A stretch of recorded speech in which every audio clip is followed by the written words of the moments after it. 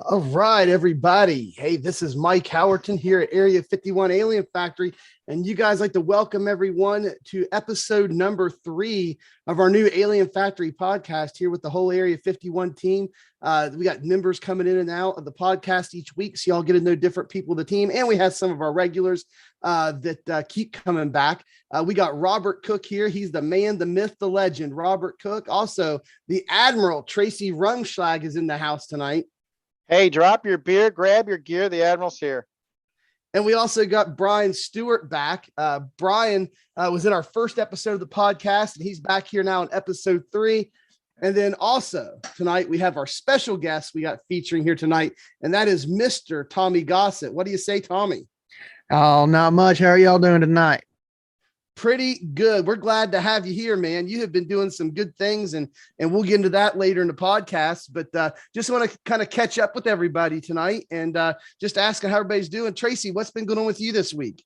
Just playing in the dirt. Yesterday I bought a new widescreen for my monitors and got rid of the triples, and that's been a good time trying to get that all adjusted in. I think it's going to really help out on my racing and testing, but I really enjoy the experience with the wide monitors. I got a 49-inch Samsung and heard a lot about them. And yeah, I just happened to take the dive yesterday. So I'm excited about that. Awesome. Tell us more about that. What monitors you get? A lot of people are interested in equipment and the monitors people are running, whether you're running VR or not, that kind of stuff. So we know we already talked about last week our setups that you run VR some with the your Rift S, but you had triples. And one of your monitors went bad. So you were faced with a dilemma. If you wanted monitors, you have to rebuy triples, or you're going to go a different route. So kind of tell me what route you went and what you ended up getting. Well, when I originally bought my monitors, they were right around 2014. So I've had them a while and made a set of triples out of them. I've had 3 identical Acer units, and they were 21 inches. So they're kind of small. The biggest problem I ran into with those is I couldn't get them up behind my wheel. I didn't have a stand or anything like that. I had an old computer desk. So they were kind of far away. And then last couple of weeks, my center monitor has been acting up and just gave up the ghost Friday. So I got to thinking about how much it's going to cost to replace all 3 of them. It's going to be so hard to find the one that I needed to replace. So I just decided I would look another option, which in this particular case, in my research, I found out that these wide screens were on sale, and I just happened to dumb luck my way into this. I mean, there was no real science to it, but I did get the 49-inch Samsung. I think they call it the G9 Odyssey, something like that. But it's got all the bells and whistles. The color is phenomenal. The depth and perception of everything now that I have it adjusted and it's right behind my wheel is off the chart. I mean, if anybody's looking to change and has the funds for it, I would highly suggest looking to go that route. It's nice not having the bezels there. And like I said, it's just a good experience all the way around. So yeah, I'm really enjoying it. And I think it is making my graphics card perform a little better too. I don't have that big load on there because my frame rates are up, and I'm happy about that. Yeah, so you were and so you and I were talking. You talk about getting the ultra wide, possibly your monitors, and I was starting to look stuff up. And you sent me a link to the one you got, and you got the bad boy. I mean, that G9, that Samsung Odyssey G9 is probably the king of ultra wide monitors. So you've been talking, you've been loving that experience so far, haven't you? Absolutely. The only thing I'll probably do after this is probably upgrade my VR experience because I still enjoy that. That's really my go-to for racing. I just like the immersion and the experience that VR offers. And like I said, that'll be my next step after this one, after this widescreen. So Tommy, you do a lot of live streaming, and we'll get into that later. But what do you race on visually? Like not your whole setup, but just the visual part of it. I have 3 27-inch Dell monitors with that NVIDIA G-Sync on them. I love them. The only thing I have to say is my rig. It's the monitors are too far away from my face. Right. I had to take I don't even know what you call it, some sort of mechanical appliance, let's say. Let's not talk about rigs. Let's not compare rigs this week, right? No. I'm just kind of interested. Everybody else already told us what they have, but I'm just curious what Tommy's Well, got. well, Ken is still the king. So, Oh you my know, goodness! Have you Oh, seen Ken yeah. Byron's Tommy? He has I've this, heard like, about it. I haven't Oh, seen it. my I've word. heard about it. unbelievable. the first Oh, I episode bet. the first episode we compared rigs, and we're all looking at ours and stuff, and then Ken sends me this picture. It's like a legit car frame or something. He's like, Oh, he's got one of those things. Oh, yeah, That's like my dream to have one of those. In Yeah. all yeah. honesty, yeah, it's sick. All right, so you got your 27. So you race on triples all the time. Then. That's yes, what you I race. race. Okay. Yeah, I wanted to go ultra wide, but my big complaint with this rig I have is not only is my monitor's too far away, but the plate that is mounted onto the rig Mhm. that's like it's all built in one basically, and there's a plate that's welded onto the rig I have. It won't support anything but Dell. So I have no options. I'm in a box. Nothing but Dell. You're I have married to to have Dell. Dell. I have to have Dell monitors because I had the same problem Tracy had. I was doing the B Open SOF race at New Hampshire during the off season, and my right monitor, half of it went blue during the race, Oh, wow. and I kept trying to upgrade because I wanted LGs or I wanted a Samsung. I got a Samsung ultra wide. It wouldn't fit. So I went to LG. The LGs wouldn't fit. So I had to go hunt on Amazon and just get the one Dell monitor to replace the one that went bad because they don't make Oh them my with G. goodness. They don't make them with G Sync anymore. Right. Right. Wow. Okay. Well, so yeah, having equipment go bad's never a fun No, experience. not at all. No, especially in the middle of a race. That's Yeah. not good either. If Or it having would've- your internet go out in the middle of a race. If it would have happened on my middle monitor, I probably would have had a meltdown during the middle of that thing. Oh, sure. So, all right. So, Brian, how's your week been? What have you been up to? I've been racing Martinsville this week. I hadn't done too bad. There's a little bit too much drama for me there. A lot of arguing going on. So the last couple of days, I've just been practicing Kentucky and, trying to get that track down where I can have a good week this week, hopefully. Wait, talking about drama in Martinsville, I'll get into that a little bit later tonight in another segment. But how many times do you race it? How many times do you put up with all that drama? I guess four or five. I can't remember if it was 4 or 5 times, but I got in a little scuffle with one guy earlier. I think the first race, and tried to keep it clean after that. But yeah, I mean, it's just so hard there just to keep your nose clean. It's just constant braking and on the gas, and so much time in there that if you mess up a little bit, might ruin somebody's day or have your day ruined. Well, so 2 weeks ago, whenever we went over, like everybody kind of showed their rigs and what they had and the equipment, you had all brand new stuff. I mean, you had just pulled it out of the wrapper, and bolted it together. So now you've had 2 weeks on it. Like for everybody that doesn't know, if you missed episode 1, Brian just got brand new equipment. He got a GT Omega Apex wheel stand because just your setup, you wanted a wheel stand to slide in and out, something small, and you got your office chair hooked up to it with something holding it where you don't slide back. You got something behind it, and you got the Fanatic V3 pedals, and you got the new CSL DD wheel, the CSL DD direct drive wheel with the 8 Newton meter boost pack. So like now you've had 2 weeks on it. Like, what are you thinking? It's night and day difference from what I was running. I'm getting really more comfortable with it. Getting used to the torque was a big thing because it like I told some of you guys, first time I went into the wall with this thing, I thought it was going to break my arms. It was just so much feedback to it.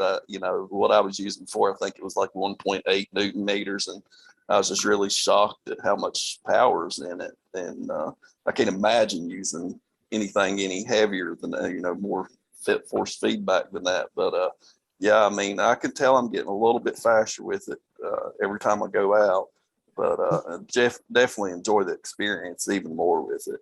How about the pedals? You getting better lap times, more consistency with those pedals? I'm kind of funny with pedals. I'm not, everybody loves those pedals, but I'm not as impressed with them, I guess, as some people are. All right. I honestly don't see the $400 in them, but I'm still learning them. Well, so Fanatic isn't selling their bases right now without bundles. They're trying to bundle everything just like everybody else in the world to get you to buy stuff you don't want in order to get more money out of you. So in order for you to get that base in stock, you had to buy the PlayStation bundle with pedals and the rim and all that stuff. And so you had those pedals that you're not using that came with it, but you were kind of impressed with those, like the Yeah. cheap $80 pedal set they offer. Yeah, I was impressed with, like, I would have been fine running them, but I wanted to go all out and get the V3 pedals, which I'm not saying they're bad pedals, because they're absolutely not. I mean, they're solid pedals, but I like love you mine. said, I was impressed with the pedals that come with it. I mean, they were solid metal. The brake, I raced with them the first day because my pedals didn't come till the next day. But yeah, I was impressed. But you got to look at it. I was playing on pretty Plastic. junky pedals. Yeah, Yeah, you were- plastic pedals. So anything would have been an upgrade for me. But yeah, I mean, yeah, I couldn't believe the quality that they've put in everything. I guess they make what I've seen Sure. so far. Yeah, I mean, I've had Logitech stuff now. I have it as my backup rig. I've had Thrustmaster. I had 2 different Thrustmaster bases. I got that Logitech in my backup now, and the kids use it. And I've had 3 different Fanatic bases now. I had the CSL Elite, Club Sport V2.5, and then now I have the DD1. And I'm just telling anybody out there, if you're looking to buy equipment, man, I mean, there's some higher end stuff. I know, Tommy, we talked beforehand. Tracy will get into that with you, but you have some higher end direct drive stuff, but there's some higher end stuff that's just as good. But when it comes to like mainstream, like middle range enthusiast type stuff, you can't beat the quality of Fanatic. Like they've got me sold on it. Like I'll never buy anything else unless I go super high end or something. If you just wanted to go get that base setup, I think it was like 700. Something like that, $6.99. You got pedals, wheel, and I mean, even if you didn't get the 4 extra Newton meters, or is it 2? I can't remember the boost kit on it. I mean, I imagine going just to the force feedback would make a night and day in anybody's driving compared to like what Thrustmaster has, right? Sure. Not trying to knock their product, but there's just no night and day difference. Right. Yeah. So I'm glad you're liking that stuff. I thought you would, like I was really hoping you'd like it. I helped you pick a lot of it out and stuff. So you basically added my shopping cart and I just went and purchased it. Yeah. Right. Well, yeah, I just wanted to kind of check back in with you, and I'm sure everybody else out there that's watching. His wife does that to him too. She fills the cart and he pays for it. He's used to that. No, Brian's case is the other way around. He fills the cart and she pays. Yeah, that's true. So anyway, yeah, I just want to check. I know a lot of people are interested about that kind of stuff and equipment, especially guys who are looking to upgrade. They don't know what to go to. So I'm glad we got a chance to touch base back on that. Robert, what's your week been like this week? Oh, Martinsville twice. That's all I can handle. No more than that. That's all you can do. Too much drama. Then our league race, you'll probably get into that. And that was way too much drama for me. But I heard you're going to have Dale Earnhardt Jr. coming on here one of these days. Oh shoot! I wish. that would be. Robert, let us know how that works out when you get on that. Yeah, right? I'm spreading a rumor that you're going to have it, so work on it, Mikey. Oh, you're spreading the rumor. That's a lot to live up to. So, yeah, Robert, anything exciting? Oh, that's something me and you were doing. You might want to have you comment on. So last Monday night, last week, we streamed the Monday night 8:00 SOF race, and we plan on doing those, pretty much every week. That was our first test run. Had a few hiccups, but I think it went relatively smooth. What do you think about it, Robert? I think we ran out of things to say. We didn't have enough wrecks. We did not have enough wrecks. No. As the person in that race, there were too many wrecks. Yeah, Tommy, you won that race, didn't you? Oh yeah, I did. Yeah, Tommy won that high strength of field race Monday night. Oh my goodness. Tommy, I know you won the race, but I think the pace car led more laps than you did. Oh, that race was horrible. And let me just say, that's one of the better ones I've been in this week. Wow. Yeah, like I said, not enough wrecks. Not enough. I honestly don't understand it sometimes. Like, yeah, it's a short track. We got to use brakes, but there's no reason to pile drive 3 cars. I just don't understand how we can't even get 10 green flag laps. To pile drive 3 cars. I mean, they're acting like they're the Undertaker out there. They tombstone everybody. Great analogy. I like it. Tombstone them. I like that. Yeah. That was another one. You got any advice for these guys coming up, Tommy, about having more patience? Exactly that. There's nothing else to really say on that one. Just have more patience. I mean, we're running. It's coming from me specifically. I run open races, so all my views going to be coming from open races. You've got 120, 130, 140, 90 laps at a mile and a half. You don't have to make moves right now. There's going to be a mandatory pit stop somewhere through there for fuel. You've got plenty of time. Just be chill and let positions come to you. If you're trying to force stuff, you're going to burn off your tires anyway. Just chill and let other people kill their stuff, and you take advantage of it. That's what I want to hear. That chill out. Yeah, like I said, the guys are going to burn. I let people go. Let them burn up the tires. I'll pass in about 15, 20 laps. I don't care. And when you look at people who do that, like you look at me, you look at you, Robert, you look at Trent Ringler. He's one of the better guys in the B car. You look at some of the people who are up there in standings, Cody Terlindi. That's what they do. If they see someone's faster, they don't fight them like cats and dogs on that 15 of 140 lap race. They let them go, say, I'll see you later, but I will be seeing you later. And they end up beating them 9 times out of 10. You just got to have patience. Absolutely. Yeah. So it's been kind of interesting. You know, my week, I tell you, I'll tell you what I've been doing. I've been running several of the F3 races at Bathurst, man. Please, Mount Mr. Panorama. Excitement, tell us how your week went. I appreciate that, Trace. I ask everybody else. Thanks for asking me. I did really good, man. I finished 4th twice and 3rd place in one. I think I ran 3 or 4 of them. That's a podium there.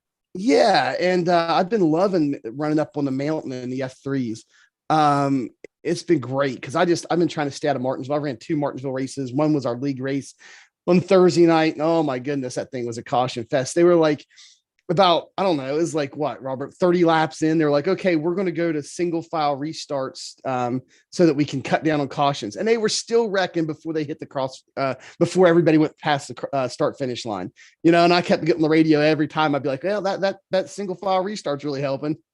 I don't think they appreciated that very much, my humor. Well, but, I think if we went double, we would have took out a lot more cars. Probably. We would have cleaned it up by taking cars out. Yeah, that's right. That's right. And then I did one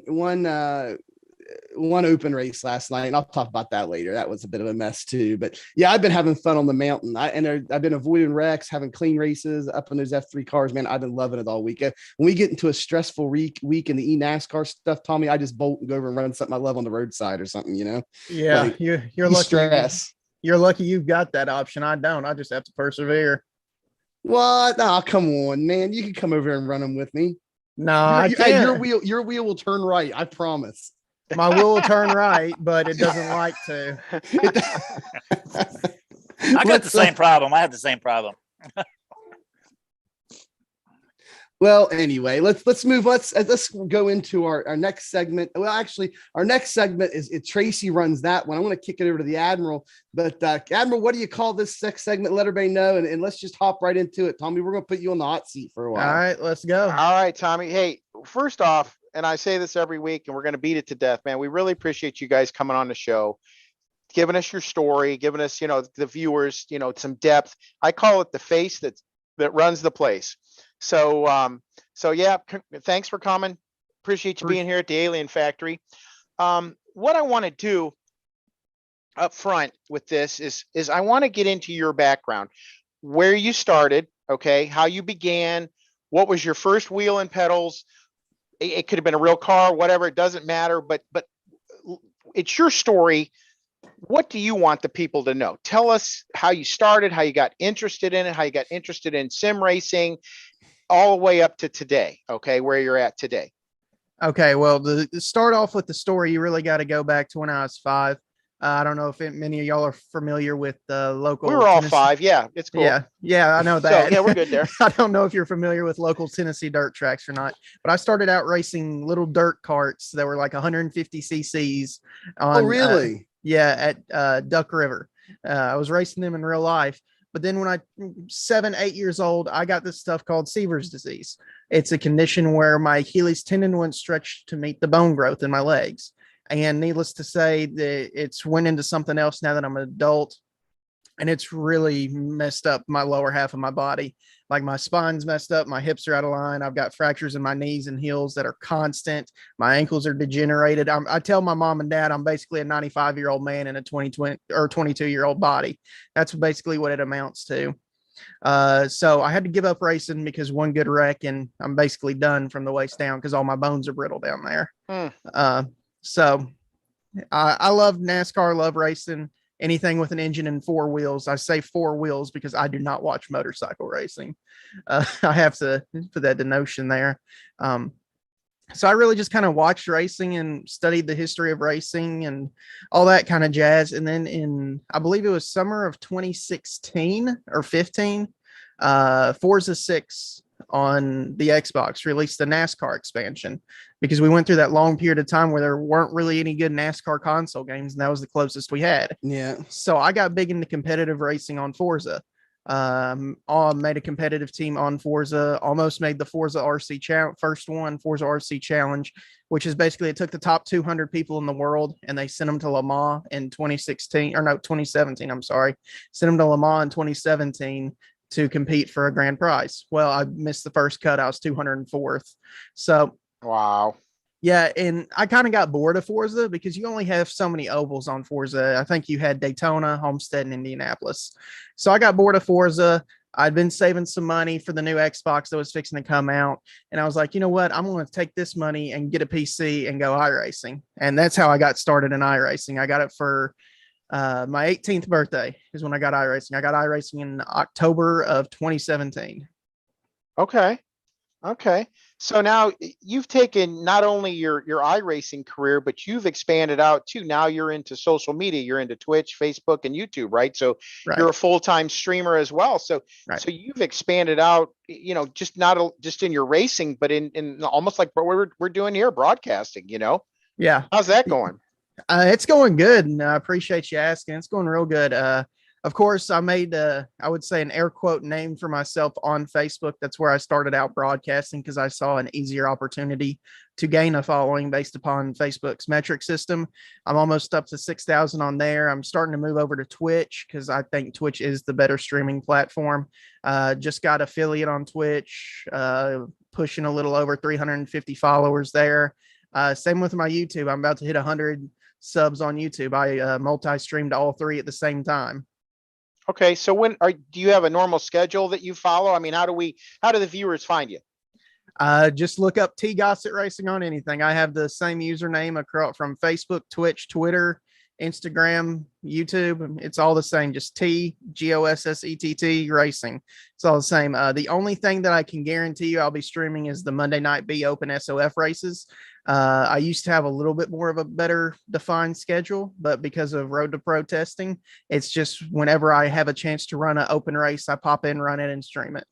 Okay, great. So now with your racing, you're talking about Road to Pro and all that. Now, are you with a team? Who are you with? I'm with Pay to Win Esports. Okay. Pay to Win Setup Shop's esports team. There's I believe 7-8 of us there. We and people kind of get a weird look on their face when I say I'm on a setup shops team. They're like, oh, what's different from the setup shop that we're getting to the team? Well, there's nothing really different. The only thing that we call it an esports team is because we're specifically building a Road to Pro set for ourselves. We take the base that's given on the website and we build it for our own liking for our 6 or 7 guys. Okay. Now, are you a builder yourself or are you just No. a driver? I just drive. I don't have the brain to go in and know what ride heights to set. I don't have the brain to look at Motec or MU or anything You and Mike like that. Mr. Excitement need to get together and talk then. Oh, He's always telling me what to change. Yeah. I've been Tracy's pet project for a long time, not just on driving, but on the fact that, not just with the high intensity training, super high intensity training on driving, but the fact that I'm like you, Tommy, I don't know anything about cars or the setups and iRacing. I just drive what I'm given. And the only thing I know how to about it, I don't have intelligence to even really talk. And Tracy's been trying to help me. I've been his pet project for a while. The only thing I know how to do is once I'm given a base that's fast, I know how to tweak the rear end a little bit to where it's better through the center for my liking, because you have to know how to tweak it to be fast. Now, So everybody's got a different driving style. Do you have somebody that took interest in you, like a mentor, somebody that Yeah. helped accelerate your learning curve? So yeah, for we've- sure. okay, so we've got a lot of people that ask us here at the Alien Factory, I'm stuck. I can't get any higher than whatever my I rating is. Just fill in the blank yourself. But my point being, we've got guys that say, I'm stuck, can't get, what kind of advice? What helped you progress through the system? First off, you got to find a group of people that believe in you. You got to keep your head above water. Speaking from experience here, I thought like I said, coming from Forza, I was in the top 200. I came in with a massive ego. I expect the transition to iRacing to be super simple, and I expected to be in the Coke Series by 2019. And like I said, I came in at the back end of 2017. I expected it to go as quick as a snap. You got to keep your ego down and know there's going to be rough patches. You got to persevere, and you got to find the right group of people. And another big thing I got to say that goes along with finding the right group of people is you got to keep your reputation up. I know for me, like I said, I came in with a big ego, so I got chances right off the bat. I got chances with Coke Series teams. I was with Michael Morley at his team. I was with Lowline Racing. Of course, Lowline's got guys in the Coke Series right now, but I never looked inward. I looked outward, and I blamed those guys, and I would have been what you considered a team hopper. And that has negatively affected me to the highest hilt, because I never looked at what people were offering me in terms of advice. I was just looking at what they could offer me as on terms of the track. And circling back to the question you said about how people influence me and help me, I had a bunch of great people I could have learned from. Like I said, Michael Morley's one big of them. Justin Levine. I was with One Sim. You got Garrett Mashburn, Matt. I know Garrett. Yeah, Garrett, he and I were on the same pro team as well, Overclock Motorsports, and he's excellent. I enjoy that guy. I'd like to get him on a podcast too. Garrett's a great guy. I have nothing but respect for him, but I was just too immature to realize what he was offering me to help me off the track. Like I said, I was only looking at what I was doing on the track, and I wasn't taking advice because I thought I was better than everybody. Right. Sure. And you can't have that. So right now, the people who have helped me the most, I'd say, in my career, just wanted to give a shout out to those guys, because I'm forever thankful for what they did, because without them, I wouldn't be here right now. Absolutely. Yeah. David Lamb and Ty Severa and Scott Lamp Jr. I call him Scotty Lamp.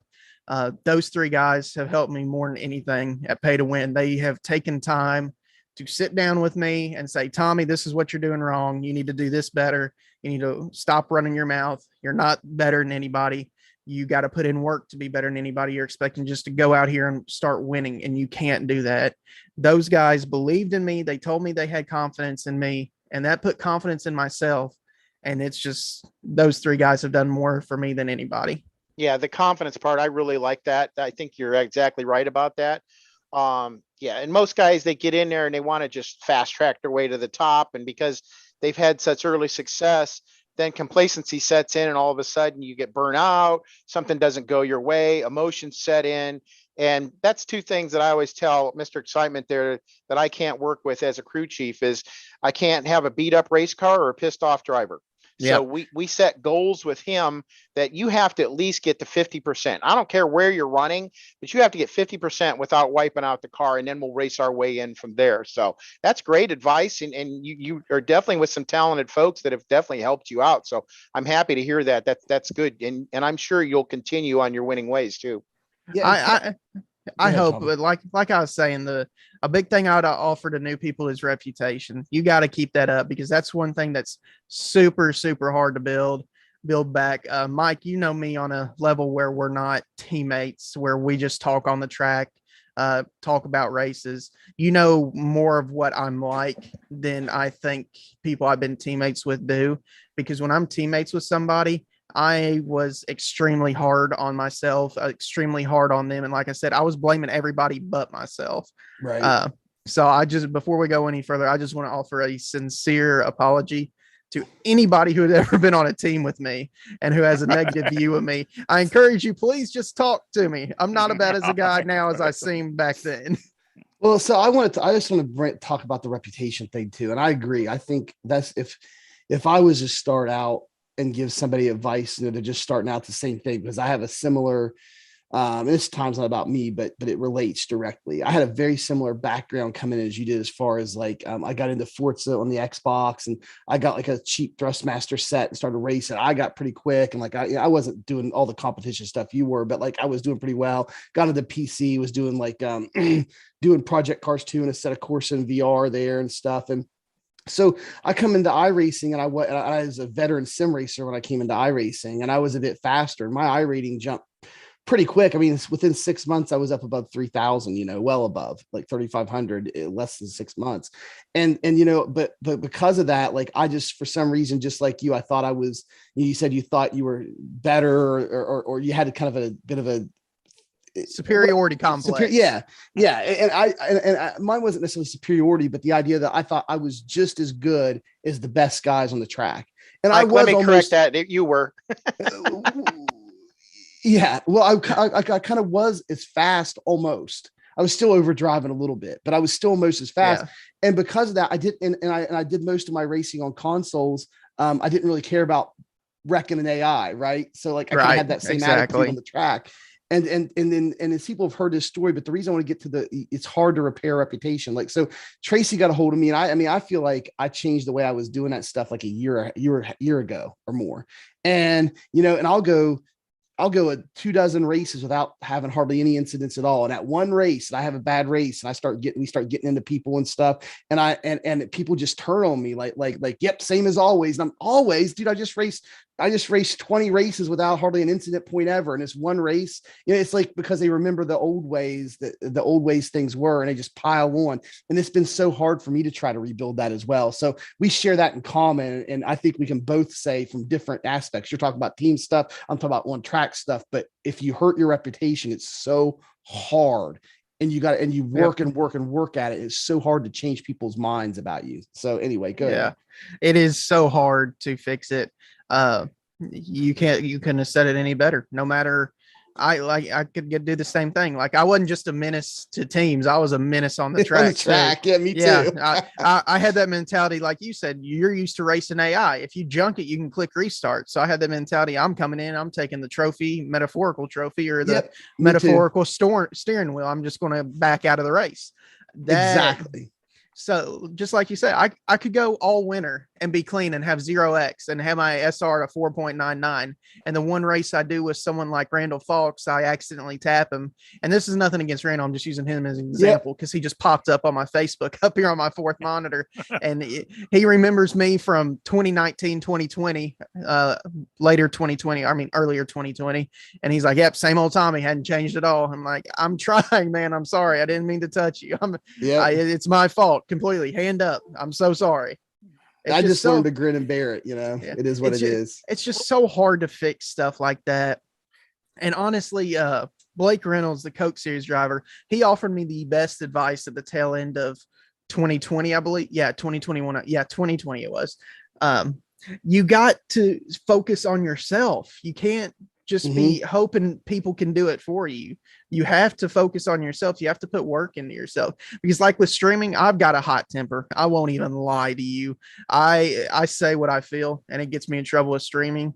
And he's like, you got to control your tongue. A, B, you got to work on your racecraft. And then C, you have got to figure out what's wrong and why you're jumping from team to team to team to team. Because like I said, I was with good teams. I was with great teams, especially in low line, and especially with Michael Morley. I just didn't recognize that because we had one all let's go to a specific example. Like with Michael Morley, we were doing A Open in Atlanta. I won 7 races. That was my best week on the sim to the time. I expected. Then we had 2 bad weeks. We went to Dover and Chicagoland, and by bad, we were still winning races, but not as many as that. I decided, no, the grass is greener over here, and I left. And it wasn't smart, because that builds a bad reputation for yourself. Right. Trace, go on, man. I didn't mean to hijack your interview, man. I just shared that. It was kindred spirits. I shared. I understand what Tommy was saying, No, it's all good. What you Good. guys need to do is give away hot dogs like I do during the beginning of the race. That'll You make give away everybody a hot like dog. you, won't it, Robert? Yeah, you give away hot dogs. If you don't bring out a caution, you get a hot dog, and you can go see Big Boot Betty and whatever concession stand she happen to be at, and you get a hot dog if you don't bring out a caution. That's a good way to have a good, clean race and have a nice reputation because you get away hot dogs. Exactly. There you go. And for people that are kind of joining in the middle of the podcast, once again, we have Tommy Gossett here to this week, and he's one of our Coke driver, our Road to Pro drivers, I should say. So we have Tommy, and we appreciate you being here, bud. Thank you very much. Appreciate you having me. Yeah, for this segment, that was pretty much it, unless you have anything else you want to add. But I'm telling you what, dude, it was so in depth. I was watching us, so that's what I was doing. I was so involved in what you were saying, it's good stuff. But anyways, so that's really all I had for this part. Awesome, Trace. Let's go ahead and move on, guys, and let's take a break from drilling on Tommy, and let's get into our weekly roundup. Let me switch over here and screen share with everybody here, and we'll just kick right in to the weekly roundup. Make sure everybody can see my screen. Can you all see the browser there? Oh, here we go. Yep. All right. This is the weekly roundup and Be Open. First off, I want to recognize this week in particular, Tommy, you won the high strength of field race at Martinsville, man. We already talked about how that race kind of drug on, but kind of, what happened there with the win. Me and Robert were commentating that race. You led a lot of laps. Really, I think once you took the lead, you never looked back. You were in the lead for the rest of the race, sharing the lead with the pace car. but kind of how did that go this week? I lost the battle of the pace car. I can assure you of that. Yeah. Martin, I love Martinsville. It just suits my driving style where you just have to wait on the throttle and be smooth. It doesn't reward people who dive it and are over aggressive. It rewards those who look after the right rear and right front. So I love Martinsville from my perspective. It's a great track, fun track, but the other people who can drive around me are knuckleheads sometimes, to be the best of words I can use. It's every race is different. I had one go from flag to flag that I absolutely loved, and then I had one that had 22 cautions. So on the one that went flag to flag, did you pit or did you just run it the whole way on the same tires? I pit. Okay. I took 2 tires. 2. Okay. 2. Yeah. Got wrecked by a lap car on the white flag lap, so I lost 150 I rating. Sure, why not, right? Yeah, exactly. So Cody Trelindi, he's still in first place overall. Everybody just saw that screen as far as the overall season and Be Open and championship points. But we're just going to look at this week. We kind of caught everybody up last week. We're going to look kind of week to week. This week, Tommy, you're number 1, man. You got the most championship points this week, winning that high strength of field race there on Monday night. You got 250 championship points. You've raced 4 races. And had 14 incident points there in 4 races for Martinsville. I'd say that's pretty good, man. So you're definitely. But he won 3 of those. He won 3 of those. Yeah, and you won 3. It should have been 4. Let me just point it out. It should have been all 4. Well, now I remember somebody was telling me about that race. Brian or somebody was in it, and I think they said the 18 car just totally wiped you out. Yeah, and if I remember right, you weren't too happy on the race. I think I was spotting for Brian. You weren't that happy about that. I was passing him on the inside of 4, coming to the checkered flag. And dude lost all semblance of talent, wheel spun, and I flipped over the pit wall. Oh, jeez. I got murdered. Hey, but before you go any further, I got to take a second to shout my boys out. Brandon Schmidt, Zach Rinker, 1, 2, 3 for the Pay to Win squad up here. Pay to Win Esports squad. Yeah. All right. No, not even Pay to Win Esports. Brandon and Zach aren't esports. They're just Pay to Win drivers. We sponsor All right. them. Well, and the other thing is too, is I used to be with Liam for a pretty long time. And a lot of the things he'd tell me is like, Mike, stay off the radio, stop, same kind of stuff you were talking about. He worked with me some too, before Tracy got a hold of me. But I know him, and I know him and Ty, and they are short track guys. Like that's what they do. That's what they do in real life. At least David does. And then Ty came from, he used to be the original short track builder there, and both of them, and so like they are short track spec. When they get in the B car, they start building a short track set. Like that is their thing. So like it doesn't surprise me that 1, 2, and 3 are Pay to Win drivers this week, just because they're short. And I was telling Ken Byron when he was on 2 weeks ago that when it comes to road courses, like they sold me a couple road courses ago on Cody and them's like, yeah, man, our road course that's awesome. They were blowing people away. And I was like, he's like, Mike, go buy it. So I did. And Tommy, no joke, without changing my driving or anything, just switching over that Ryko set at Watkins Glen, I shaved a second and a half or maybe 2 full seconds off my lap time. So like they sold me on their road course sets, but I'm telling you, I've been with Lamb long enough that they've sold me on short tracks. Those guys are short track specialists, and it does not surprise me. They got 1, 2, 3 here this week with short track. And then when you look at it, 6, 7, 8, and 9 are also pay to win. Yeah, no, that don't shock me at all, because I'm telling you, Lamb and Ty Severa are just they make amazing short track sets, and they drive amazingly at short track too. Yeah, they're both of them are insane human beings and insane builders and drivers, both of them. Oh yeah. And so now we're going to do a little segment here, Tommy. I don't know if you've been around, but we call it the walk of shame. And we look at incident points. Who got the most incident points this week at Martinsville? I'm assuming the number is going to be pretty high. Who got the most incident points? Mike's been in a running here for a few weeks too. So I have been in, but not this Mr. week. Excitement. He hasn't been racing lately. All right. So this week, I don't know if you guys know who, I've never seen this. That does not surprise me. He's number one. Mario, I'm just going to say that. Mario and Kalani. I have never. Is he a regular? Yes, I raced against him a bunch. I think he's Brazilian or Portuguese. He's Division 1, but I haven't been racing. I've been doing a bunch of YouTube stuff, man, putting up all this on-demand content that me and Tracy do. And I'm in the middle of reviewing 2 setup shop right now. I'm reviewing EPI and pay to win at the same time this week. So it's been taken away from my racing. So some of these guys I don't know very well. So he has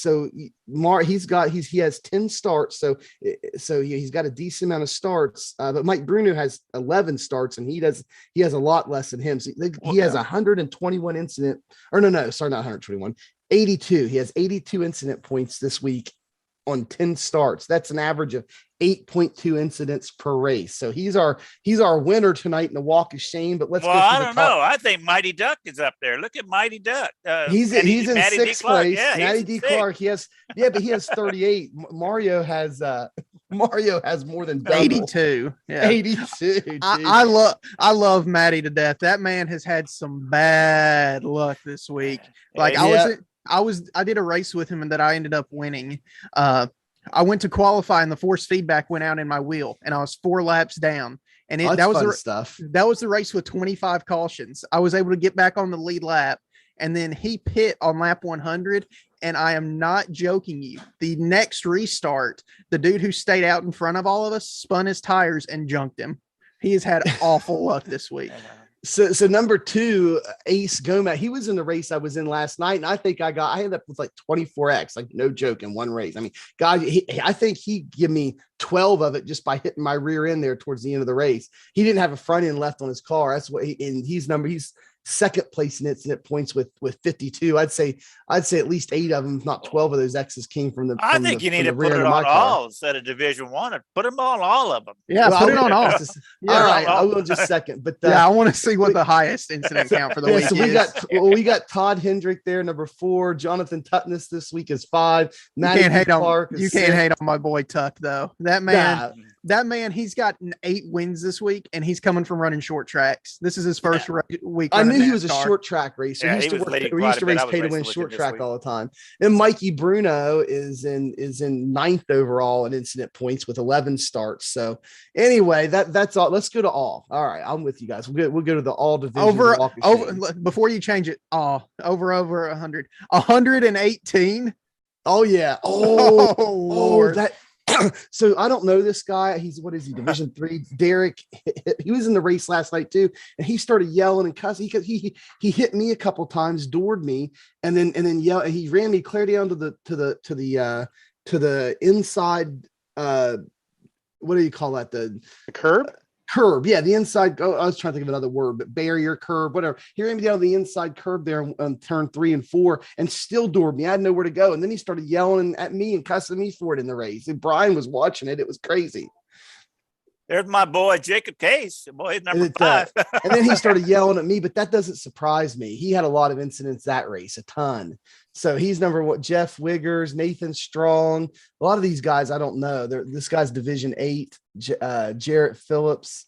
Jacob Case. I had run in with him on 2 races, both of those. So anyway, we're not trying to badmouth. We're just Oh, kind of I will. I will. walk of shame. Hey, so I guess out of all hot the dogs race- for these guys, right? No, Right? no No hot hot dogs. They dogs, get no no hot hot dogs. And if they ever want to come on and defend, what's going on or talk about it, they're more than welcome. We're not harassing anybody here. All we say is though the winner overall there for all divisions that Derek Heatman, guys, if you're on the track of him, give him a little bit of room this week. It's been a little rough for him this week. And maybe some other guys too. And let's look here. Let's, since you're on here, Tommy, you're doing Road to Pro. Let's go ahead and look at a weekly wrap up here on the Road to Pro. Just don't look at Atlanta, please. Yeah, I was Don't gonna look say, at- we might beat the over-under on that we'll one. look at over. What was the last? Was Atlanta the last one? No, it was Richmond. So let's see here. So let's look at Road to Pro and Richmond. All right, we'll go there. Or let's just kind of look overall. Let's just go to the overall. Let's see what's going on here in Road to Pro. So here's our top 25. Now, Tommy, how many did they take in Road to Pro? Top 70 go to round 2. And have they made the cut yet? No, the cut is in 4 weeks. We are halfway through right now. We've got All right. we got Bristol, Dover, Kansas, Charlotte left. All right, so Road to Pro then. Number 1 is John Baker. You still got sorted by incident points. Oh, that's okay. He's number 1. So if you're in Road to Pro, watch out for John Baker 11. He's around you. Sorry. Let's go to championship points. Okay, so number 1. Okay, that's more. I know Seth. Okay, so number 1 is Seth DeMerchant. He has 1424. Chris Hill doesn't surprise me, and that guy's fast. 1349. And let's look for some of our B Open regulars here. See if and another thing you have to think of here. This is not taking into account the drop week. We have 1 drop week. Correct. Yes. Right. Yeah. So, but let's look at Tommy. You see of our B Open regulars that we Andrew Navarro. He's in B Open a lot. We got you're one of our B Open regulars. Christopher Pfeiffer, I see him in B Open from time to time, but I know he drives a lot of trucks normally as well too in C Open. And let's go ahead and hit to the next page here. The number 26, Daniel Naney. I don't know him. Parker's in B Open quite a lot. Parker's a B Open regular guy. Yeah. Isn't Matt Kosher part of the pay to win? No, he started his own thing. He does nitro now. Let's see. Kyle Myers is running 37th. Yeah. He's going to make the cut. He's a staple in B Open. Yeah, really fast. Smallwood in 41st. Hey, and look at this. Knock on wood, right there. Tommy Gossett, the guy on the right here on this podcast with us. Tommy, you're in 47th. So it looks like you're going to make that first cut. Knock on wood. We still got half the thing left. And like I said, this is all messed up because I'm going by the drop week because it matters with the drop week. I'm currently 26 with the drop week. Okay. Kyle Myers is actually 7th with the drop week. Wow. He's doing really good.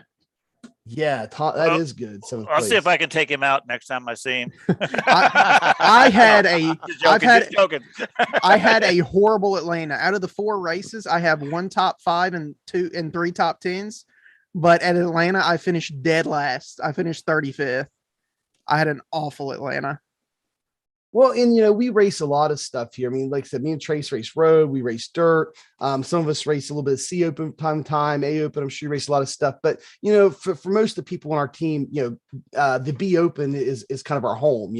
So as we go through Road to Pro, we like seeing some of our regulars and kind of cheering on the regulars and watching some of what they're doing that we race with on a regular basis as they go through Road to Pro. So yeah, that's kind of our weekly roundup. Anybody else got any thoughts on this week in at Martinsville here in the NASCAR series is? If you think Martinsville's bad, wait till Dirt Bristol. Yeah, that's just what I was thinking. We're not racing that one. We're not. Yeah, well, at least B Opens in Kentucky. I'm so glad B Opens at Kentucky. Like, I'm not going to be able to race it that much because I'll be practicing for. And here's a huge gripe I have this week. Like, I understand C Opens following the NASCAR schedule. I completely get it. But why on the earth have we been doing C Open or Road to Pro following the C Open schedule so people can test their sets in race conditions? And then all of a sudden, nope, not this week. We're doing C Open at Bristol Dirt and Road to Pro on the concrete. I don't get that at all. It is what it is. Has to. From what I've heard, it has to do with how iRacing has set it up with the I-rating from dirt affecting it, even though you're driving a NAS truck, and which Yeah. I understand that and I agree with. We run Bristol dirt in round 2. So you'll see a bunch of people building on for that. But at the same token, if Road to Pro is at Bristol Concrete, at least have an option for people to run concrete, or, just stagger the schedule where we ran 2 back-to-back weeks where we went to Richmond and then we did Martinsville this week and then skip Bristol. I just wish they did something like that. I just wanted to get that off my chest because that has been bugging me to the high hilt. Well, so here's the thing. So in this next segment, we've got 2 more segments to go. This one's gonna be kind of short, but I just kind of the subject of the week for us, kind of roundtable on all of us. Man, Martinsville is a perfect time to have this discussion, right? And part of it comes to reputation. The other part just comes to common courtesy sometimes, even when tempers flare. And so, short track racing, especially at Martinsville, man, there's a lot of, bumper to bumper stuff, guys banging around on each other, that kind of stuff.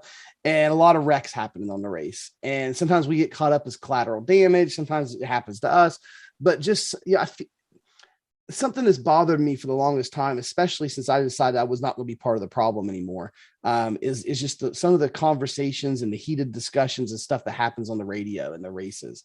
And, I want to talk about my experience. So not necessarily the league race, that I just had fun on the radio. I didn't care.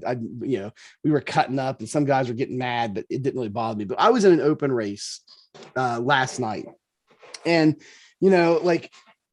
I was getting banged around a little bit, but I was pretty chill. And then, towards the end of the race, there's this contact that happened, and Brian watched it, and he was like, "I don't know what the problem was, Mike," And but this guy gets on there and just starts cussing me out, calling me all. It was bad. I mean, I say the clip probably going. I don't try to be the language police, but if it gets ridiculous, sometimes I do protest that because I just don't want to hear that kind of stuff. But anyway, and and I just shut up. I mean, that's the quickest way to get me not to respond to somebody on the radio. Somebody start cussing me. I don't want to hear it in real life. I definitely don't want to hear it on the radio, and I'm not going to respond to it. I'm not going to start getting an argument with somebody who's so mad that they're screaming, yelling, cussing and stuff.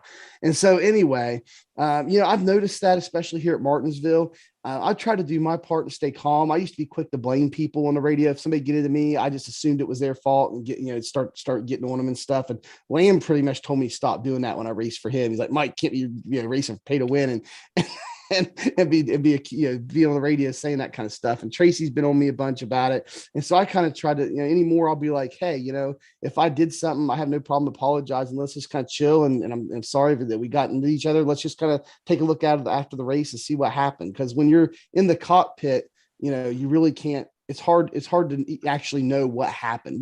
We know what we think happened based off what we're seeing in the cockpit, but you don't really know what happened sometimes. It's never my fault when I'm looking in the cockpit. Never my fault. After the race. So, yeah, exactly. Thoughts on this? People have different thoughts about this subject, and I was kind of wanting to go around and get everybody's thoughts on it. I will be the first person who calls someone out on the radio, but I'll also be the first person to apologize when I made a mistake. That goes back to that inward reflection thing I was talking about. Most people, they just blame everybody else. And even when they make a mistake and they know it, they don't say a word because they hope they can fly under the radar. I will blame you just as fast as I'll blame myself. And then I also like to have fun with people in the chat. Like, I'm not sure if y'all had iRacing communication up during the live stream, but it got so bad. We did. I have a hot keyboard over here beside me that's easy for me to and you kept hitting that noise. I can't remember what it was. Yeah, I remember that. Yep. This one. Yeah. Yeah. I mean, sometimes it just comes down to that. I like to have sorry, it won't stop. There we go.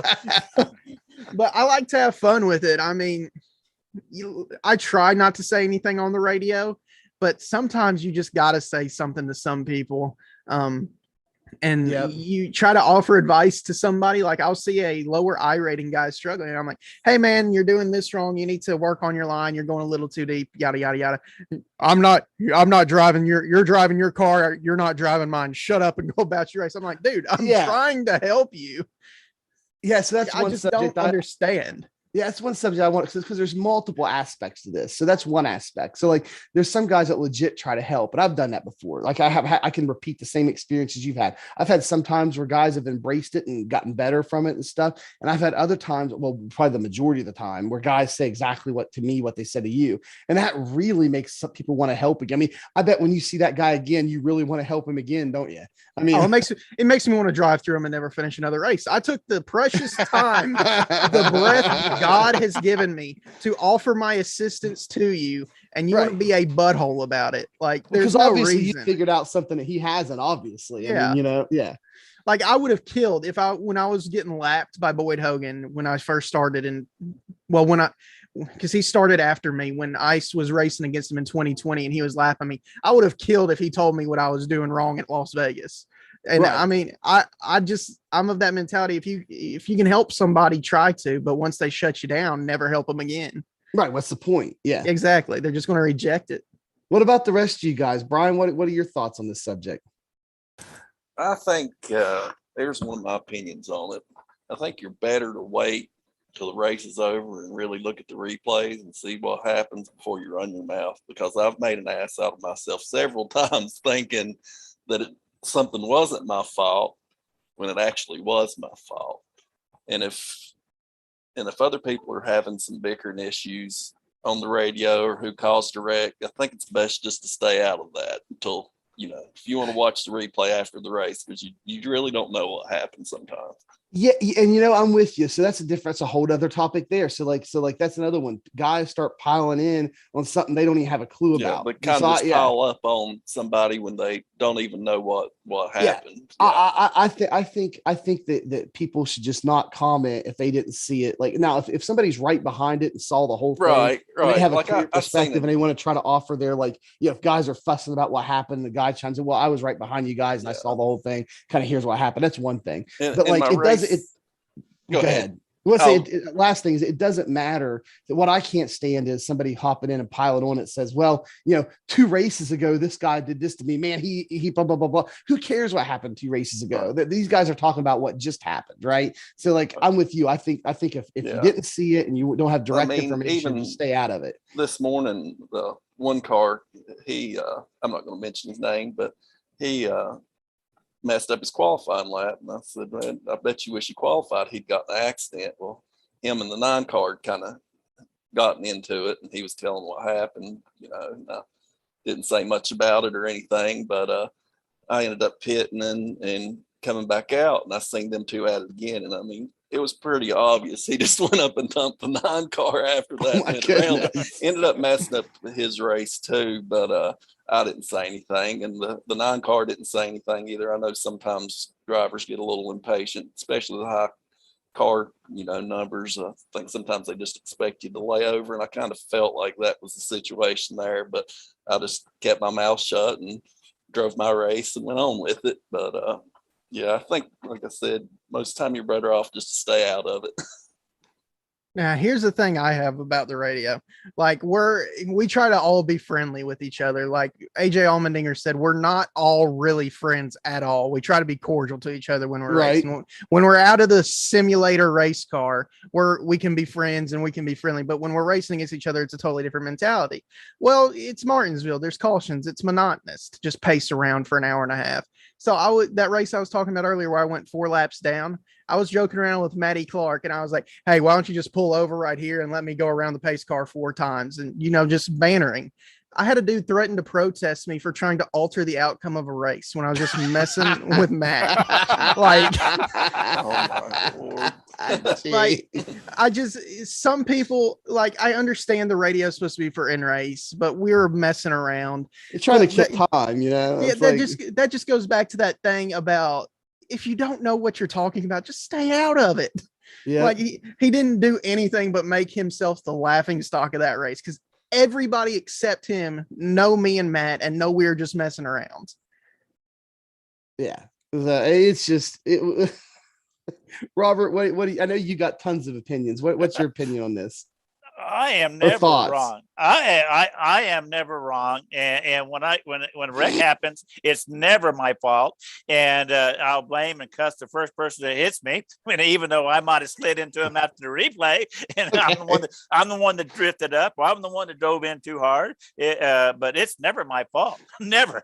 And don't hit you as part of collateral damage. I mean, right. The funniest thing that before me and you're on the same team, the funniest thing, we've talked about this several times, but the funniest thing ever that happened that I thought just was hilarious was when we were at Texas and there's that big pile up and I ended up because I was coming around, there's already a pile up, like I had nowhere to go. I ended up hitting you and you're like, Mike, you know, and you're all mad. And I was like, Robert, I didn't even cause that wreck. And you're like, you had to have seen the smoke. You had to have seen the smoke. Hit your brakes. It was hilarious. He hits me. Robert is the troll of the Be Open voice communications. Like Absolutely. you said earlier, he is the funniest man to listen to. It is hilarious. Oh yeah, you should try being in Discord with him in these races. I laugh. Oh, I can imagine. I probably wouldn't be able to drive straight. I'd be laughing so hard. Yeah, I'm out here to have. I'm out to try to do my best. I'm not no way near where you are, Tommy, but I'm out here to, if I can get a top 5, that's great.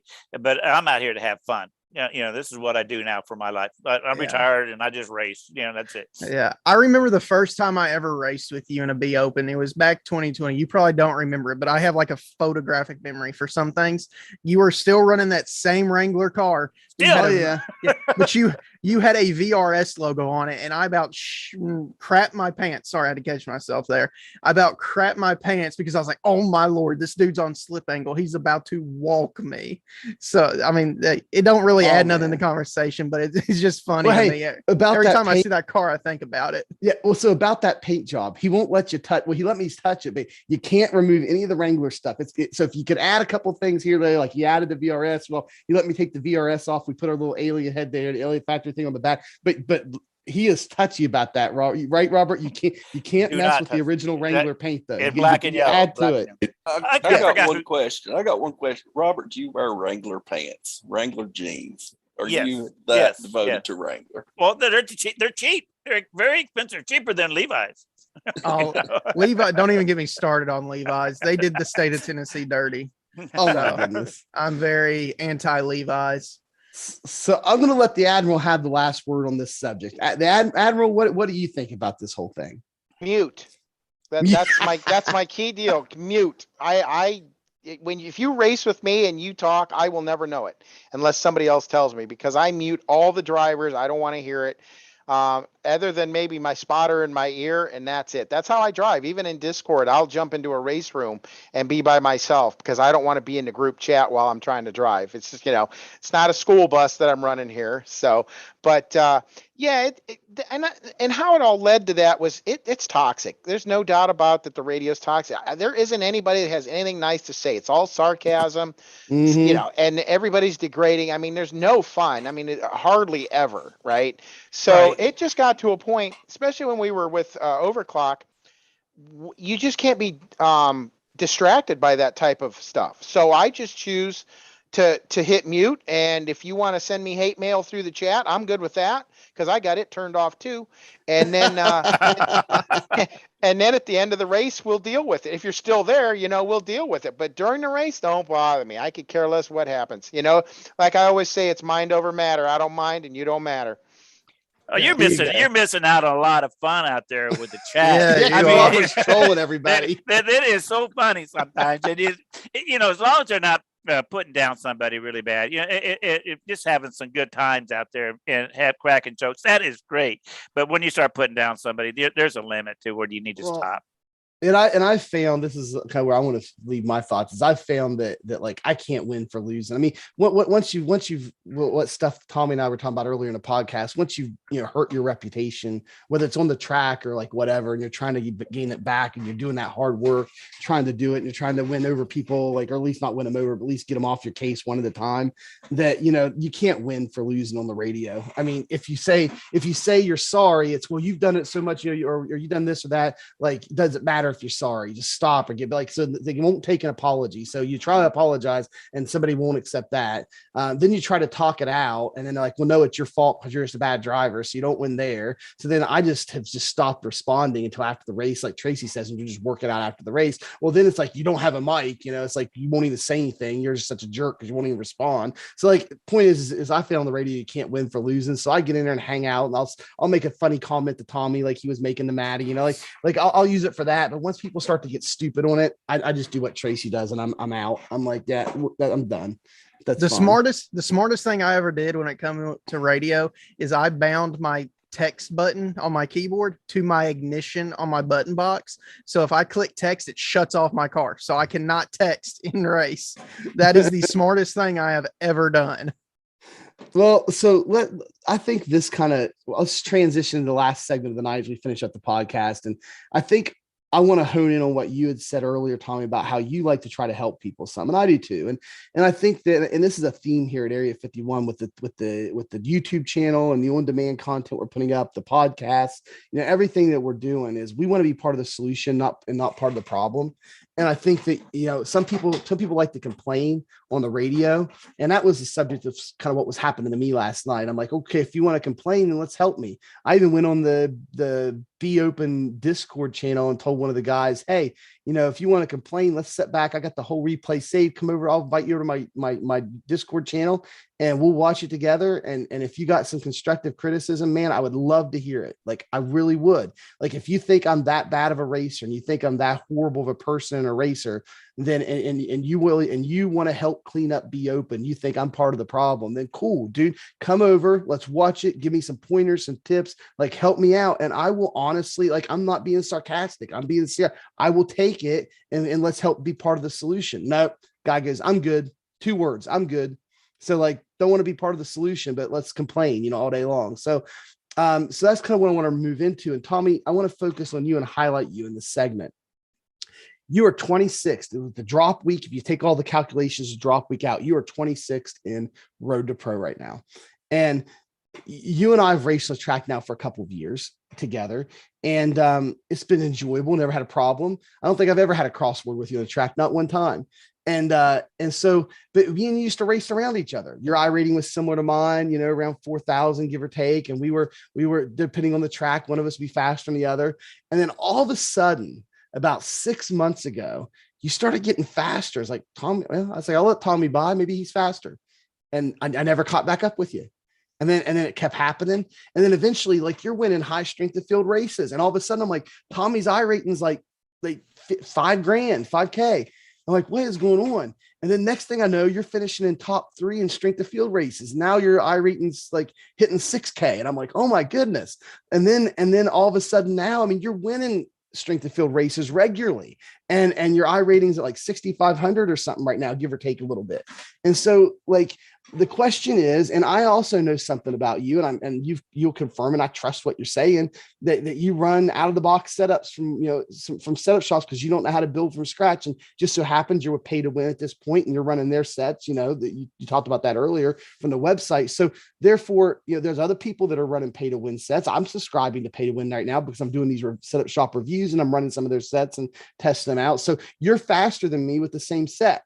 And that's what we do in driver development with Tracy's. We all get the same set, go run laps and start learning, to drive better. And so there is obviously something you figured out. I don't want you to give away the kitchen sink. And I also know you could tell everybody right now the feeling in the wheel, but we can't feel the same thing you're feeling, but we can figure it out. So I wanted you to tell the story kind of, and then maybe Brian and me and Tracy and Robert, if anybody on chat, I know there's several people watching us right now live. Just got a message with Cody Trinity. Cody Trinity just wrote a message in live chat. He said, Tommy, how's it going, brother? I'm going good, Cody. I'll see you tomorrow night. Yeah. So there's a lot of people, there's people watching right now. There's me. And even though you, just by listening to you, we won't necessarily be able to go out tomorrow and do what you're doing, but kind of help us get the mentality to help. So maybe we want to take that journey too. How do you go from a good iRacer at 4K to the best of the best, 26th in Road to Pro right now with a 6,500 I rating in like 6 months? I mean, you've done this in like 6 months, dude. How did you do it? First thing is going back to what we were talking about earlier. You got to find the right people, and you got to look inward at yourself when you find the right people. I was with the right people 2, 3, 4 times, but I never looked inward at myself. I always looked outward. I was like, oh, I've had a really bad week here at Pocono. I've lost 400 I rating. It's not my fault. It's the guy building the set. He hadn't built it to my liking. He's not helping me the way he should be. But now with how I've developed and how over the last year, because I've been with Pay to Win, it'll be a year actually next week that I've been either sponsored by them, driving for them, helping them with their we social just media missed posts. we just missed each other Yeah. then because I left about You February or March of last year. So you left after you. I was actually there 2 weeks before you left. You were there. Okay. You were there at Dover because you and Doug Bell were in Dover together. Okay. Yep. Yeah. And then we left right after that. Yep. So yeah, we Exactly. barely we brushed elbows as we were walking through in and out. And I would be remiss if I said going through the summer, I didn't fall back into my same pattern of trying to blame others for my shortcomings. Really, it came down to August where I got wrecked by one of my teammates because I drove him bad. He wrecked me back. All right. That was a wake-up call. Not even going to lie. As much as Ty and David helped me, I wasn't pulling my head out of my rear end to see their advice until that happened. I'm not going to name that teammate because he's still a teammate and he's a great teammate and he knows who I'm talking about, but I whole 100% deserved it. And from August on, I started looking out. I started taking Ty's advice. I started taking David's advice. I started listening to what Scotty was saying in these building sessions because like I said, I'm not a builder. We build like in August, Ty would host a B open room and we would go just run laps and build a set.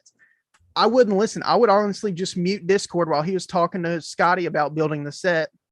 And I'd just go run laps because in my mind, that was making me better. And it was making me better. It's not that it was all in my mind, but I wasn't understanding how the car was functioning. I can't go into the garage and build the set. I don't understand that, but I understand enough of how to work my tires now because of them explaining. I know enough about what each thing does in the garage to know what each end of the car is doing and what to expect from each end of the car.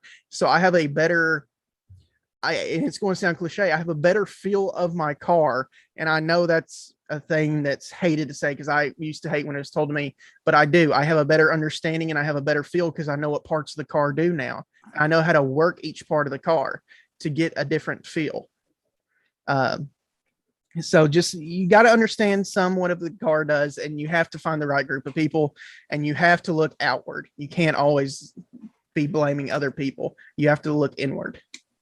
So let me ask you this. So so in order to go from, so you and I, okay, and you have to be, this is something that a lot of guys don't understand. And I even understand it, that the I rating I have, right? So it's the whole I rating system, I think, is messed up a bit, right? Like I understand that, like if you're the one car and you're you're like, say you got a 5,000 I rating and the next closest person to you in the split's like 3,000, you got a bunch of like 1,000, like if you win the race, you might get 15 I rating. Like I understand that. I'm cool with that. Like no problem. Like I completely am cool with that and think it's okay.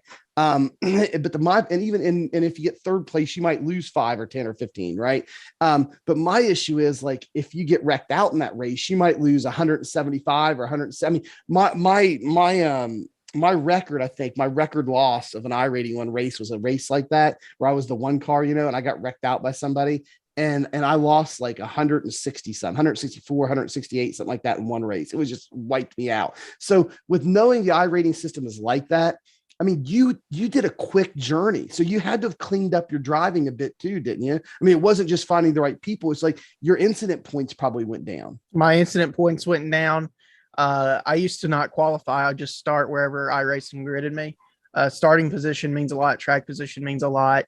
And really just situational awareness is a big thing.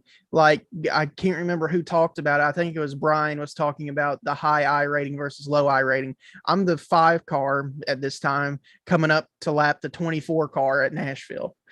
I expect the 24 car to let me go, and I'm just going to take my corner, and he don't move, and we end up wrecking, and I lose 40, 50 I rating. Right. It's just about situational awareness. You have to know who you're racing, and you have to be aware of what might happen. You just have to keep putting yourself in a good spot. And going back to what you said about the iRating system, don't focus on iRating. I stopped focusing because I kept putting myself, I got to be at a 5K before Road to Pro starts. I got to be at a 5K. Yep. I've got to be at a 5K. Every time I had a bad race, I would beat myself up over it. Yeah. Because people say I take iRacing way too serious. But everybody, all the low split guys, all the low iRating guys that when there's single splits and getting wrecks and we get upset, they always say that. Oh, you guys with high ratings just take it way too seriously. I mean, I've heard that so many times. I will be the first person to tell you, I work for my mom and dad. I'm 22 years old. I live at home. iRacing is my life. Outside of that, I have no life because you admit it openly. I admit it openly. You can't use it against me because with my legs and my love for racing, the eNASCAR Coca-Cola Series is the one chance I have to be a pseudo NASCAR driver. So I'm putting my all into it, and I'm just lucky I've got parents who back me with that and who will support me to go after my dream. So I just wanted to say that I take it way too seriously, but don't forget us here at the channel when you make that mark. All right, I won't. It's like you're when you're an eNASCAR driver, you got to come back and give us a little rub. Yeah, give us a little. Put it in your contract. Yeah. Yeah, I'll put it in my contract. But going back, you don't focus on iRating. Just don't. Big turning point for me, and confidence. You got to have confidence in yourself. A huge turning point for me was Nashville Super Speedway. I live 15 minutes from the gate. Right. I grew up at that track. I cried when they closed it down when I was 11 years old, and I cried when they announced they were reopening it on June 6th of 2022 at 5:32. I will. So basically, what you're saying is you cry a lot. That's what you're saying. Oh wow. Yeah. I cry way too much. I cried after my B Open win at Nashville. I cried on stream. You can go look it up right now. I cried. That's just how much racing means to me. Awesome. He's passionate for sure. Yeah. Getting back on the subject. I'm sorry. I rambled too much. That's okay. Before you get back on the subject, Tom, okay. Cody, we're always trying to entertain our viewers if they're putting up live chat questions. I always tell them we'll get to you. Cody Trilindy's back at it again. He says, question for Tommy: what Buccaneers shirt are you wearing? I'm wearing an old Jameis Winston jersey, Cody. I'm a huge FSU guy, so I'm wearing a famous Jameis. Gotta rep the FSU alum. There you go. All right, so getting back on track now. Yeah, confidence is a big thing. Big turnaround happened for me in my iRating at Nashville when I won that B Open SOF. I put so much time into that. That was the first time I ever put 4-digit laps on a track of practice. I did over 1,000 laps there practice. Wow. To win that race because of how much Nashville means to me and only being 15 minutes from the track. And that gave me the confidence, like, if I put in the time, I can actually do this.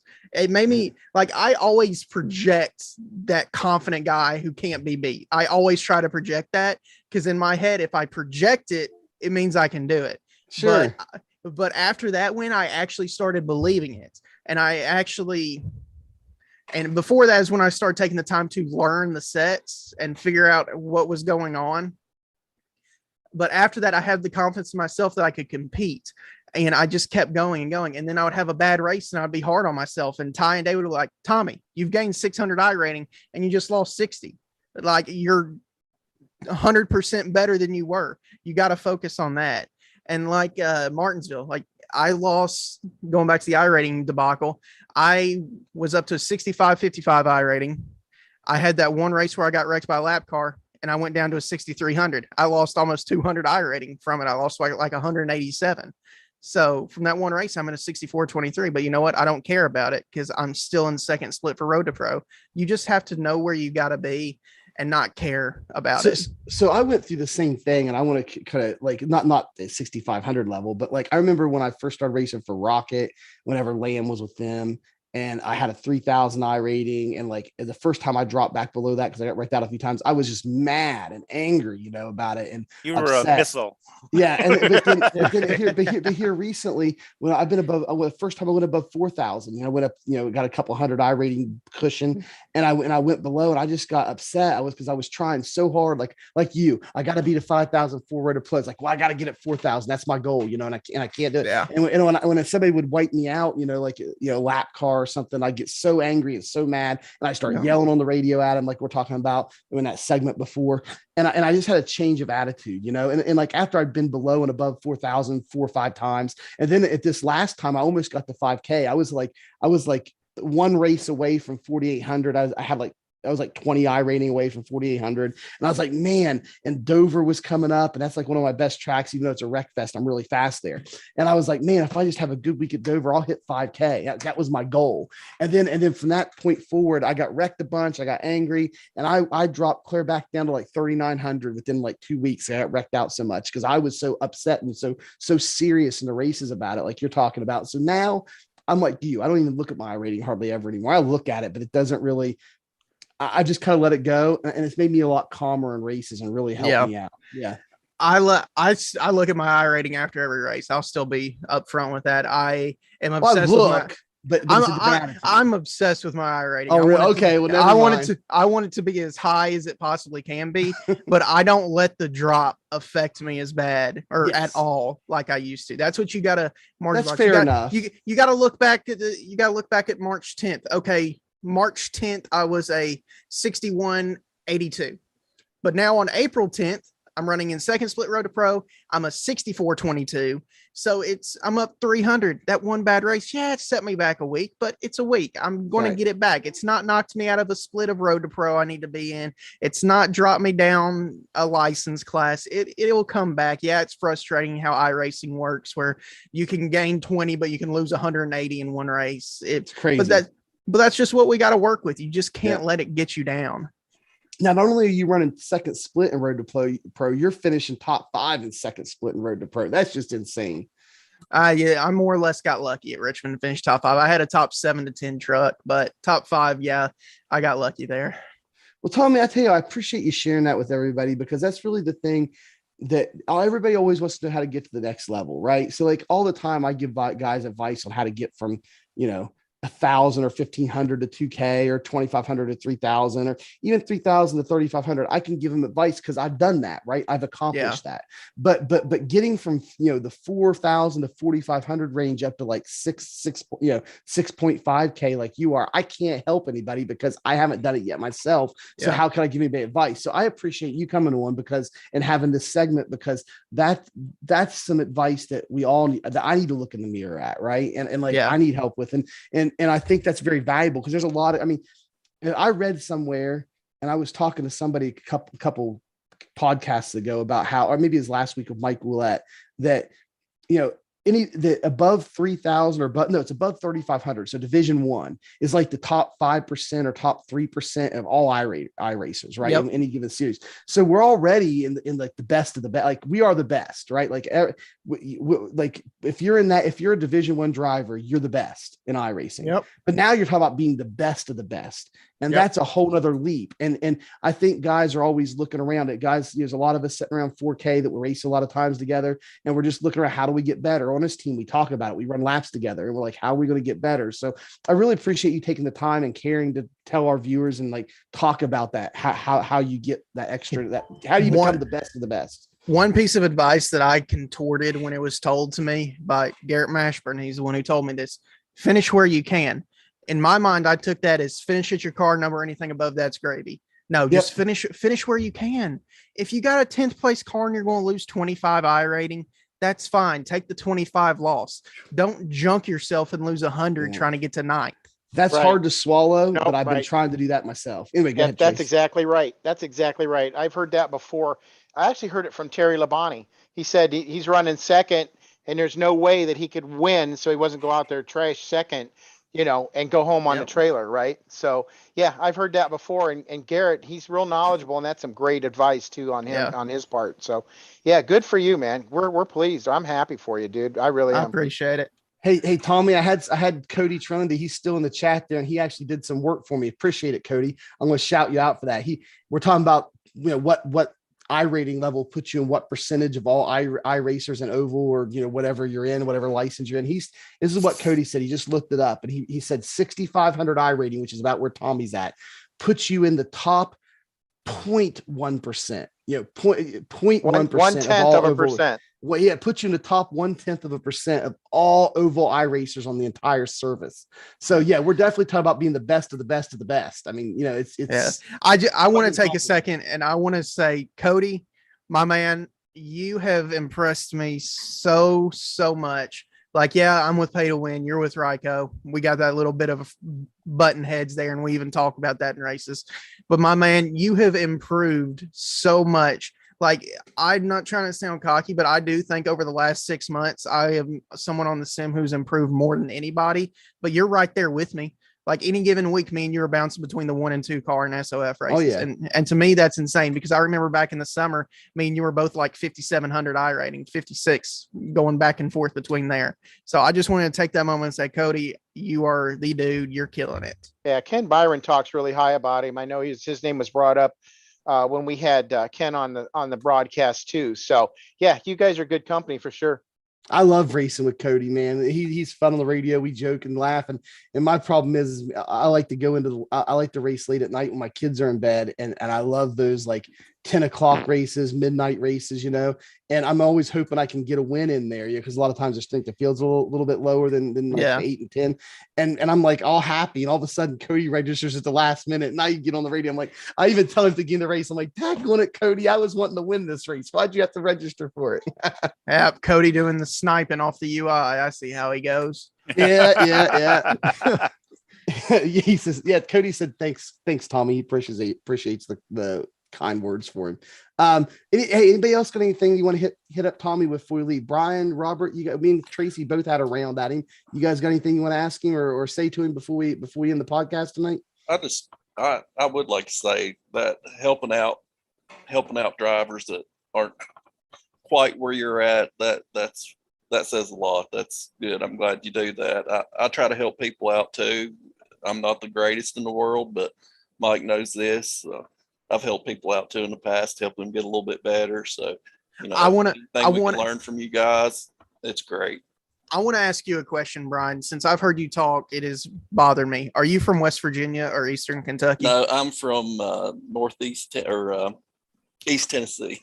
Well, I've recently moved from Virginia, so yeah, I heard you were from Tennessee. Yeah, he's from Virginia originally. I got the Tennessee accent. The reason I say that is you sound exactly like my uncle. My family is from West Virginia. Okay, I'm from West Virginia, Tom. What part?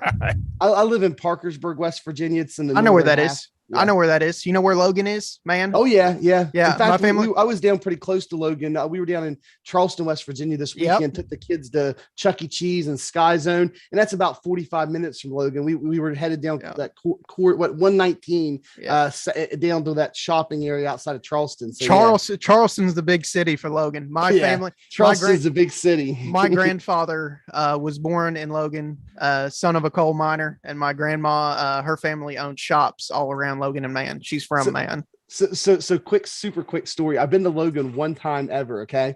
And like I'm driving. Quick trip. I'm driving into it from Charleston, and I had this big, it was back when I was doing political work back in the early 2000s. And I had this big box truck rented. I was delivering campaign signs, and I'm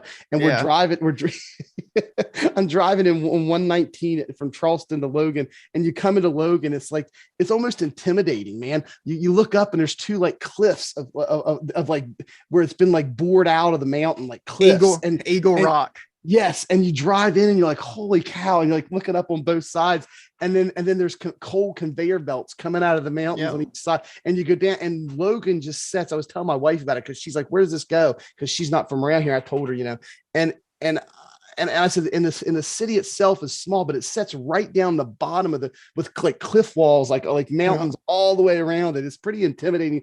I looked around, I was like, man, there's only one way out of here. Funny story. And I don't have the picture with me right now, so I can't show you. But on one side of Logan, there's this little creek called Snap Creek. Snap Creek. Snap Creek is where my whole family lived. They all lived along Snap Creek. They were blasting up on top of Eagle Rock, and a big old boulder came through our living room, our family's living room. Oh, wow. It landed in the center of it. And it, like my mom remembers it. My mom was like 16 when that happened. My mom remembers everybody scattering. Like one of my cousins passed out because it scared her so bad. But I just have one more quick story now that we're on West Virginia. You said you were doing political work in West Virginia. Do you know the state senator, I believe in the 60s and 70s, Roy Counts? He was the state senator. Yeah, I don't know. I mean, I know the name. I actually worked in the state Senate at one point. I was a political analyst for the minority party in the Senate back in 2000. Yeah, but or something. you know the name. He was in the Senate for West Virginia. I think Big Jim's the governor. Jim Justice, Big Jim Justice, the governor. Yeah. Who's the congressman? Hey, I love him, but I can't remember his name right now. John. In the U.S. Congress. Yeah, I know. Yes. What's his last? There's Manchin? No, Joe Manchin. Senator. Joe Manchin's the senator. That's what I'm talking. That's what I'm talking about. Joe Manchin. Joe Manchin's senator. Yeah. Roy Counts held his seat in the 60s and 70s. Roy Counts is my aunt or my grandma's brother. Okay. Wow. So, well, I mean, just so everybody knows, I'm on the Republican side, so I don't know as many of the Democrats I do. I'm a Republican too. I just said, well, I just worked for them, and I know that, I know Senator Shelley Moore Capito pretty well. We've ridden cars together. Me and her drove to Kentucky together one time to work back when she was in Congress. She wasn't a senator then. She was the second district in West Virginia congresswoman, and me and her rode in a car together, some of her staff, and we went door to door down in Kentucky for some congressional campaign. I don't remember. I don't do much political work anymore. I don't do anything. Let's get off politics. I'm out of the game. I don't do that stuff I was anymore. just talking about family from West Virginia. It's always good to talk to somebody who knows where Logan is, because most of the time I say, "You're from West Virginia?" "Yeah, I'm from West Virginia." "You know where Logan is?" "What?" I always get that funny look. Well, let's talk about politics here. Look at no. I want. Oh, for crying out loud! No. Robert, no, you're not going to get a hot dog if you go on with this. I don't like UI, and I like the homepage. We'll talk about that another week. But I just want to say, normally you probably didn't hear that. You probably didn't get from my voice as from West Virginia. I'm just north of where the accent starts to kick in. Like the real, if you just go down one county into Jackson County, West Virginia, then Charleston's right below that. Thick, they got the West Virginia accent, but I'm at the bottom of where the accent stops. So even people from West Virginia, we don't sound the same. If you're north of, like, say, Interstate 64 in the northern half, it's more of an Ohio and Pennsylvania, Pittsburgh, accent. Especially the northern Pittsburgh. Yeah, and so, but then the southern part has a Virginia, Tennessee type accent. So I knew Brian was somewhere from Appalachia. That accent is unmistakable, and I love it. No, it is unmistakable. Like, my grandpa was in the Air Force. My grandpa was in the Air Force. So my mom was born in Paris, and she was raised in France for the first 6 years of her life. So she doesn't have it. But my uncle was born in West Virginia, and he has got it.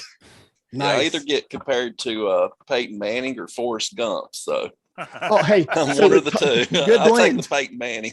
We're talking about Brian's accent the other day. We did Team Viewer. I helped the guys out because I do IT stuff and I'm helping out their computer. So I was trying to help Brian out, and he was trying to give me his password for Team Viewer that come up, and he was doing letter by letter. I kept getting it wrong. We couldn't get, because I was like, Brian said one, but I couldn't understand his letters when he was he ended up having to text it to me. He ended up taking a picture of the screenshot and texted it to me. All right. Well, hey, anybody roundtable? We were done. Tommy, you're off the hot seat. As we finish out, we'll go over each person. Final thoughts tonight on the podcast. Everything is going on roundtable. Tommy, I'll start with you. Any final thoughts as we close out the podcast? Not really. I just got to appreciate y'all having me on. I've really enjoyed it. I'll be back anytime y'all want to have me. Thank y'all. Thank you, Mike, for letting me come. Tracy, Brian, Robert, I love you, but I've loved hanging out with y'all and having a good time. One little quick tidbit that I would like to mention is, if anybody listening would like to join a Discord community for gamers, the NASCAR driver Natalie Decker, I have set up a Discord for her, and she's in there, and we game and play games all the time. Cool. So I would love for y'all to join that. Quick little pitch. It would help Natalie out a lot if you did. Let's just bring Natalie on. I actually text her, but I didn't hear back. She's probably decompressing from Martinsville. She had an awful Martinsville. Brake failures from first lap of practice. It was awful. Wow. All right. Well, that's your job. That's your job, man. Tommy, just get her. Let's get Natalie Decker on the Okay. show. Yeah, That's that when you qualify Okay. when you qualify for the Coke and you're a famous esports Coca-Cola driver, don't forget us. Come back and see us again All right. whenever you're famous. That's All right. another question I'd ask there. What other games? I've tried to get my son and I racing. He plays other games. What type of games do you like when you're not iRacing? Any kind of sports game, Madden, NHL, NBA. I'm a big wrestling guy, so I love to play WWE. I've Me got too. my whole little fantasy world going on where Adam Page is WWE champion and Samoa Joe's wrestling in New Japan. Hey, Tommy, something you don't know about me is I actually did professional wrestling for 12 years. Mr. Excitement. I worked the indie circuit all up. I even wrestled in Tennessee, Kingsport, Tennessee on TV down there. Yeah, Kingsport. And like I did it forever. I was big into it, but I stopped watching. You must have been with Jim Cornette then. Yeah, He had he great knows. smoking. Yeah, I've worked several shows with him. In fact, I've done probably a dozen shows with Jim in the last several years. He had a big story. He mentioned me on his podcast one time about being in Parkersburg for this show, and he talked about this crazy Republican, and yeah, it was hilarious. You know, and he commentated my match. It was fun stuff. I've worked with him several times. I love Jim Cornette. That man is hilarious. I can Yes, only he imagine is. what it's known to actually know him. Oh yeah, we But- hung out in the locker room, and I just used Yeah. I would say things on purpose to get him going, and I would just say one thing, and he'd just go off for like 10 minutes. Yeah.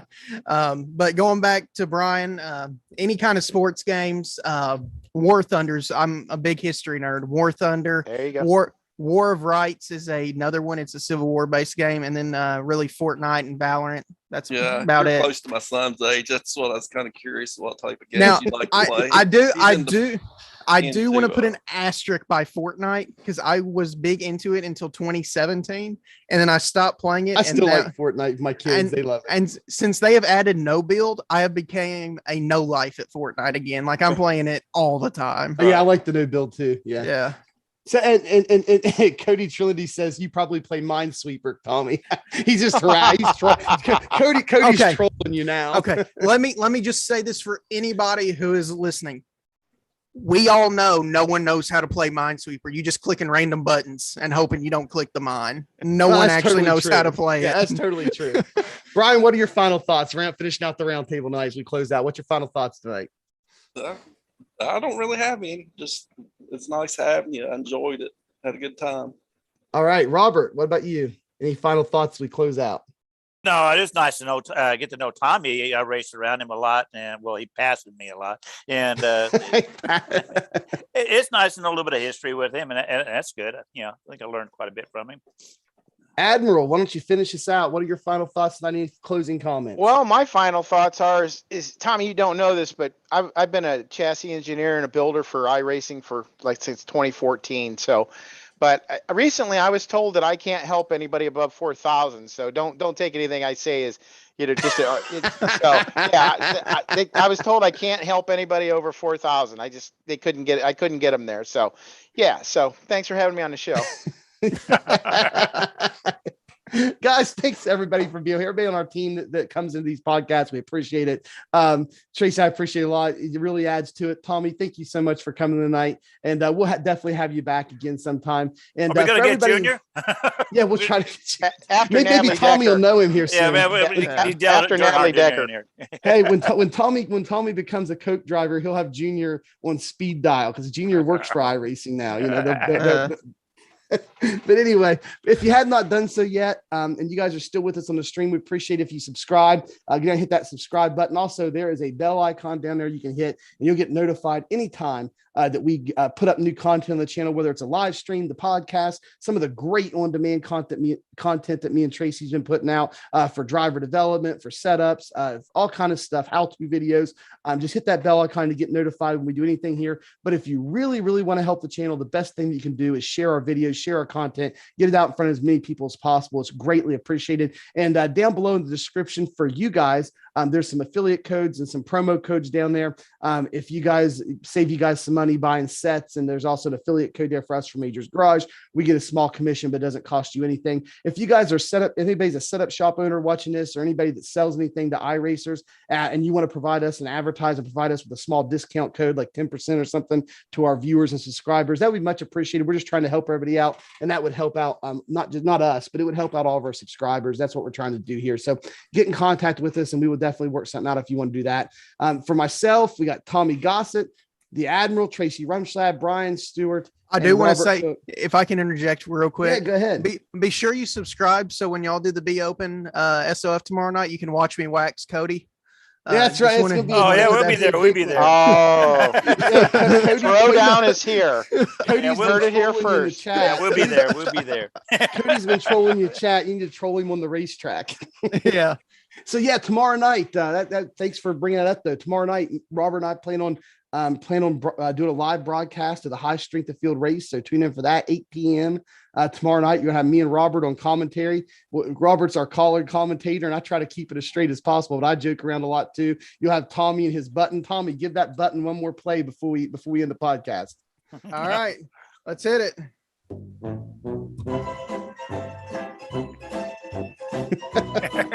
All right, that'll close us out. Hey, for me and everybody here, all the crew that's with us tonight, we appreciate it, and appreciate y'all for tuning in. And as always, we will see you in the next one.